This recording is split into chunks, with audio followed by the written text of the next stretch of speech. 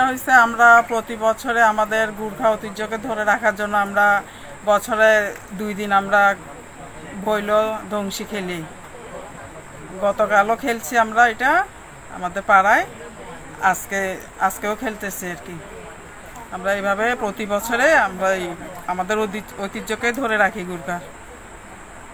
প্রতি বছর এই দীপাবলির উপলক্ষে প্রত্যেকটা বাসায় গিয়ে বড়জনকে একটু প্রণাম জানাই, তারপর দীপাবলির শুভেচ্ছা বিনিময় করি, প্লাস হচ্ছে ছোটখাটো করে একটু মত বিনিময় করি, যেটাকে একটা বছরের প্রথম বছর আসবে আমরা ওই জিনিসটাই উদযাপন করবো। এটা একটা ঐতিহ্য গুর্খা সম্প্রদায়ের। এটা হলো আমাদের ঐতিহ্য গোর্খা সম্প্রদায়ে। তারপর আমরা খেলা টেলা করে পিকনিক টিকনিক খাই, একটু আমোদ ফুর্তি করি। আমাদের সব সময় এগুলো প্রতি বছরই করি, এগুলো আমাদের পুরনো ঐতিহ্য। বান্ডেল থাকলে প্রতি সেনমানিতে টাকা বাঁচবে।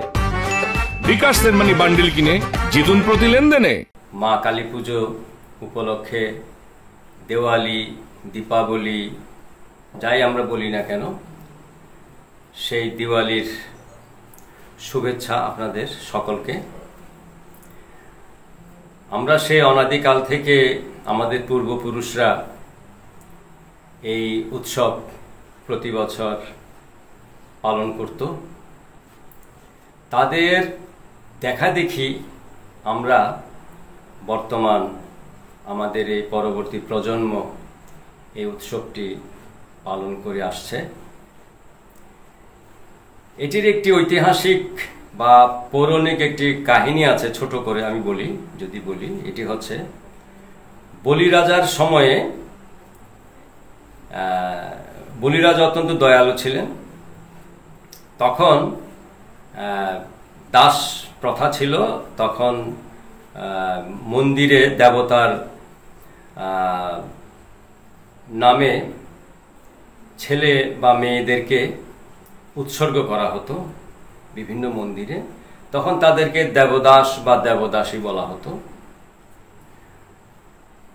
তখন তারা ওই মন্দিরে তাদের খাওয়া দাওয়া থাকা সবকিছু করতে হতো, তারা নিজ বাড়িতে আসতে পারতেন না।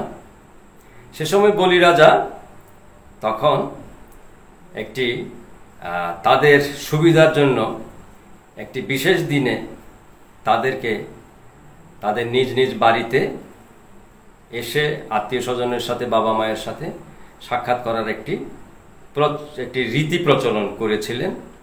সেটিরই এখন খণ্ডিত বা এটির বর্তমান সমাজে ধীরে ধীরে এটি বর্তমান রূপ লাভ করে বলে আমি শুনেছি। তো এই বর্তমানে এই ভৈল এবং ধেউসি এটি আসলে একটি দীর্ঘ সময়ের একটি উৎসব। এটি আসলে 1 সপ্তাহের মতো এই উৎসবটি পালন করা হতো এবং এখনো নেপাল এবং ভারতে আমাদের গুর্খা সম্প্রদায়ের লোকজন এটি পালন করে।